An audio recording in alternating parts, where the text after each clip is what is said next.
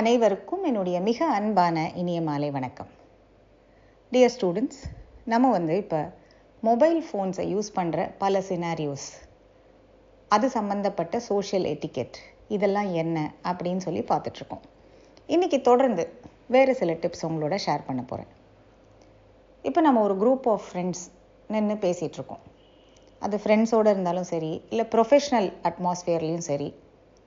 இப்போ ஏதோ ஒரு உரையாடல் போயிட்டுருக்கும்போது திடீர்னு நம்ம ஃபோன் அடிக்குது அப்படின்ன உடனே நம்ம இப்போ பார்க்குறோம், இந்த கால் கண்டிப்பாக நம்ம பேசி ஆகணும் அப்படின்னா நம்ம முதல்ல எக்ஸ்கியூஸ் மீ, நான் இந்த கால் அட்டென்ட் பண்ணிட்டு வந்துடுறேன் அப்படின்னு சொல்லி அந்த எக்ஸ்கியூஸ் மீயை சொல்லிட்டு தான் வெளியில் போகணும். அதே மாதிரி அந்த குரூப்பை டிஸ்டர்ப் பண்ணாத அளவுக்கு தள்ளி போய் அந்த ஃபோனை நம்ம பேசிட்டு எந்த அளவுக்கு முடியுமோ குயிக்காக நம்ம திரும்பி வந்துடணும். நான் மோஸ்ட்லி ப்ரொஃபஷ்னல் சினாரியோவை தான் அட்ரெஸ் பண்ணுறேன். ஃப்ரெண்ட்ஸோடு அப்படிங்கும்போது அது ஒரு ஜாலி தான், பட் அங்கேயுமே கூட இதெல்லாம் நம்ம ஃபாலோ பண்ணால் நல்லது. அடுத்தது, நாம் இதே மாதிரி எல்லாரோடையும் நின்று பேசும்போது நம்ம ஃபோனில் நோட்டிஃபிகேஷன் வந்துகிட்டே இருக்குது அப்படின்னா அந்த சவுண்டெல்லாம் நம்ம மியூட் பண்ணிக்கணும்.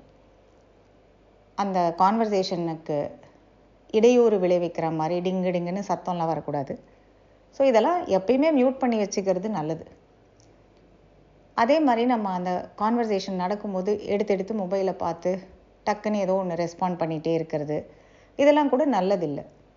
ஒருவேளை ஒரு இம்பார்ட்டண்ட் மெசேஜ் நீங்கள் எதிர்பார்க்குறீங்க, அது வந்திருக்கு, அதுக்கு ஒரு பதில் சொல்லணும் அப்படின்னா அப்பயும் நீங்கள் இதே மாதிரி எக்ஸ்கியூஸ் மீ, இந்த மெசேஜ்க்கு மட்டும் நான் ரெஸ்பாண்ட் பண்ணிடுறேன் அப்படின்னு சொல்லி பண்ணணும்.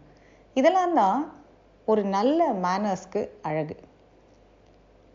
அதை தாண்டி இப்போ நாம் ஒரு குரூப் ஆஃப் பீப்புளோடு சாப்பிட்டுட்ருக்கோம், ஒரு ரெஸ்டாரண்ட்டில் இருக்கோம், இல்லை ஏதோ ஒரு இடத்துல இருக்கோம்.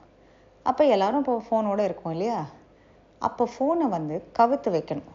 அப்படின்னா ஃபோனை நோட்டிஃபிகேஷனோ அதில் இருக்கக்கூடிய டிஸ்பிளேயோ வெளியில் தெரியாது. இந்த ஃபோனோட பேக் சைடு தான் நமக்கு தெரியும். எதுக்காக அப்படி வைக்கணும் அப்படின்னு சொன்னால், அதில் வரக்கூடிய மெசேஜஸோ அதில் வர நோட்டிஃபிகேஷன் அலர்ட் இது எல்லாமே மற்றவங்களுக்கு ஒரு உறுத்தலாக இருக்கும். அதே மாதிரி டிஸ்ட்ராக்டிங்காக இருக்கும். நம்ம ஏதோ பேசுகிறோம், டிங்குன்னு ஒன்று வருது, அப்போ நேச்சுரலாக கண் அது என்னன்னு பார்க்கும். இதில் பர்சனல் மெசேஜஸ் கூட இருக்கலாம். இதெல்லாம் எதுக்கு தர்ம சங்கடம்? நம்ம ஃபோன் அப்படி கவுத்து வச்சுட்டா மெசேஜ் வந்தால் வரட்டும், வராட்டி போட்டோம். அதனால் யாருக்கும் டிஸ்டர்பன்ஸ் இல்லை.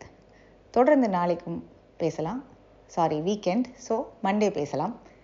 இப்போதைக்கு உங்களோட வீக்கெண்டை என்ஜாய் பண்ணுங்கள். நம்ம காலேஜில் பேரவையும் சயின்ஸ் டேயும் ரொம்ப சிறப்பாக நடந்து முடிஞ்சிருக்கு. கொஞ்சம் நேரத்தில் களஞ்சியம் ரிலீஸ் ஆகும், அதை பார்த்து என்ன நிகழ்வுகள்னு தெரிஞ்சுக்கோங்க. Enjoy your weekend. Take care. Thank you. Good night and by.